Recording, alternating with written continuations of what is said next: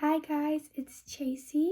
I'm back with Jesus in Mind podcast, and it's been a while, so I'm just gonna tell you guys what I've been doing. And we have talked about confidence and being surprised and so many things so far. So today we're going to be talking about feeling hopeless or out of place.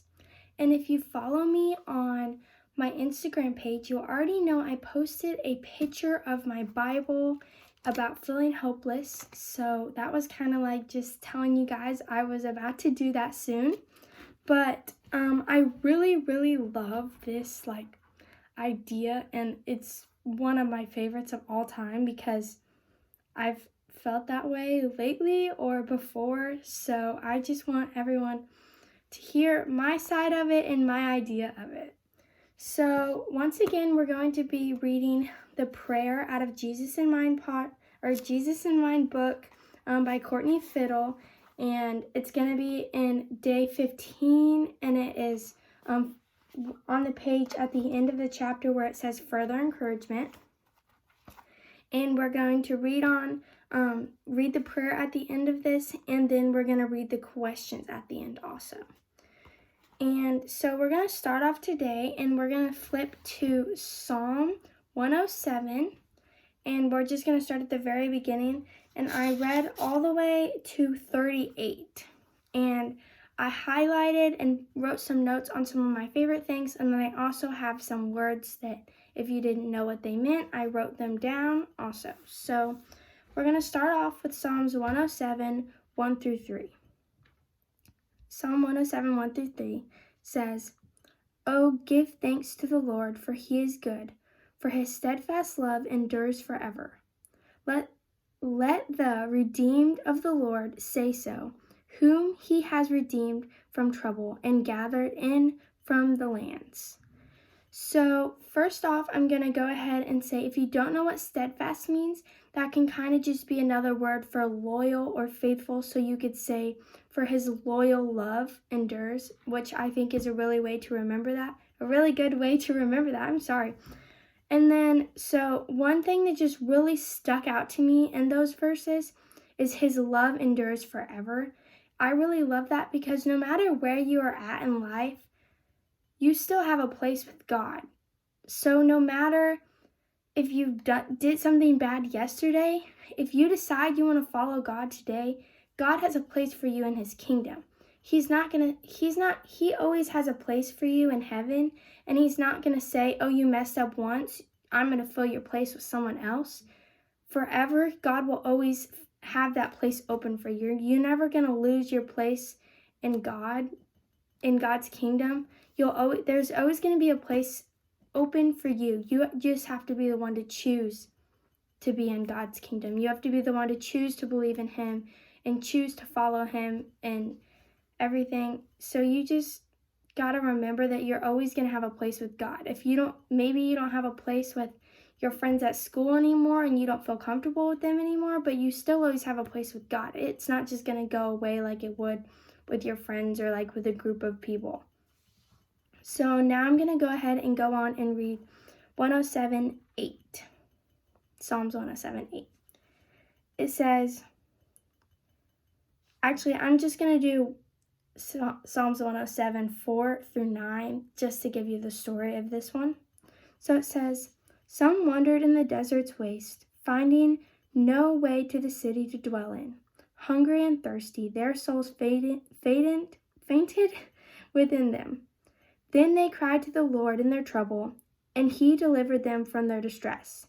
He led them by a straight way till they reached a city to dwell in. Let them thank the Lord for his steadfast love, for his wondrous works to the children of man, for he satisfies the longing soul, and the hungry soul he fills with good things." So the thing that I highlighted and underlined in that story is let them thank the Lord for his steadfast love. And so I in the notes I wrote beside it was cry out for help, then thank the Lord for his steadfast love. So like when you mess up and you need to cry out for help, you have to thank him afterwards. It's not like he's just gonna do it in a way, but God will always be there for you. If you need something and you ask him for it, he's gonna be there for you. But you may have to thank him afterwards, but you have to ask him for his help. You can't just expect God to be there God's gonna be there all the time, but you can't just expect him to just fix everything for you when it's something that you've done that's like bad and like it's bad. So like, say you did something and someone found out about it, you can't just expect him to fix that and think it's going to go away without asking him for help and helping you to say sorry or explain yourself in the situation. So, and throughout 107, it's telling stories about how people have been in darkness or sinned or so on. So the next one is just about people who were like in a darkness and with evil and like in the shadow of death. So what I highlighted in this one, it is the same kind of story, and it says like, let them thank the Lord for his steadfast love, and it says stuff like that. And then so what I highlighted in this story is Psalms 107:16, and it says, for he shadows the doors of bronze and cuts into the bars of iron. So this is kind of just saying like, no matter what thick wall you've made in between God and you, he's always going to be there for you. He's always going to be able to break that wall down when you ask for it. Or you can always break that wall down with God's strength for him. So the notes I wrote beside that is he will bring you from evil. So God is going to, when you're in evil and you're in a bad situation that you've created for yourself, when you ask for his help, God's going to bring you out of that, and he can bring you from evil. So then the next story is about being sinful, and what I have highlighted in this part is Psalms 107:20, and it says, he sent out his word and healed them. He delivered them from their destruction. And so this is saying like God gave you his word and gave you his wisdom and delivered you out of destruction. So he delivered you from the depths of your sinful place, and like kind of like you could say like the hole you dug for yourself. And so God, he can always bring you out of sin and help you. That's actually what my note is beside that one, is he brings you out of sin. And I think that's like the main idea of that story, is that God can always bring you out of sin when you ask for his help. So then the next story is about someone being in distress. It's people, they're on ships and there's a big storm coming and they need help from God. So they cry out for help from God. And it says, they reeled and staggered, like drunken men, and they were at their wits' end. So wits' end actually means like all their wisdom was gone. So like they were at their wits' end. It's not saying like they were about to die necessarily. It's saying that like all their wisdom was gone like drunken men. And so what I have highlighted on that verse is 107:29, and it says, he made the storm be still, and the waves of the sea were hushed. So God, my notes on that side is just God saves. God can save you when you ask for his help. So God can still a storm. God can do anything possible in the world. God is the only one that's able to do everything possible in the world. So the next verse that I have highlighted, I highlighted the whole thing because it's kind of like summoning up the story of these like sections.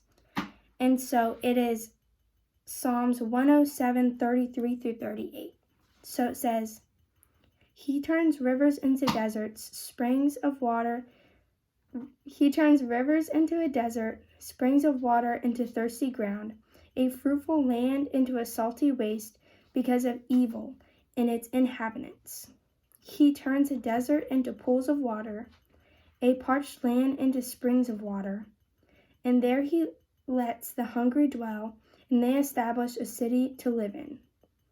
They sow fields and plant vineyards and get a fruitful yield. By his blessing, they multiply greatly, and he does not let their livestock diminish. Sorry for my reading skills today, but my notes I have beside that one is the Lord will always save his people when they cry out for help.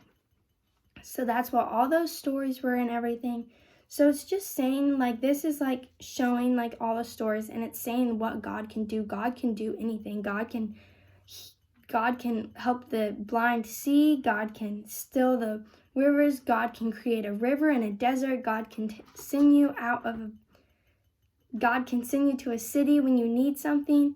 So God can do anything when you ask for his help, but you have to ask for it first. You can't just expect it to automatically happen. And when something bad happens to you, instead of saying, God, why did you let this happen to me? Say, God, please help me.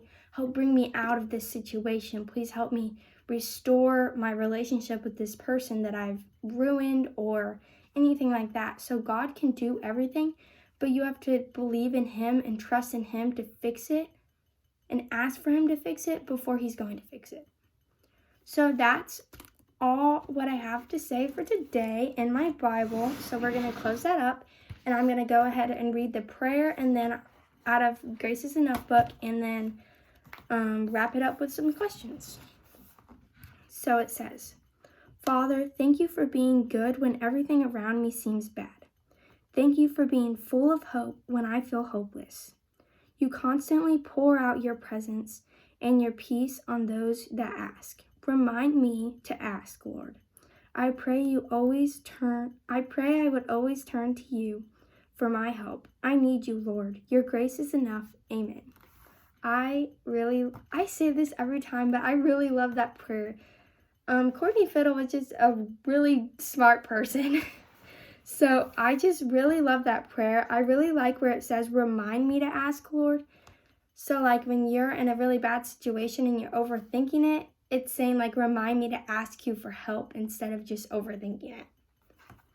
So then I'm going to wrap this up with just some questions out of this book.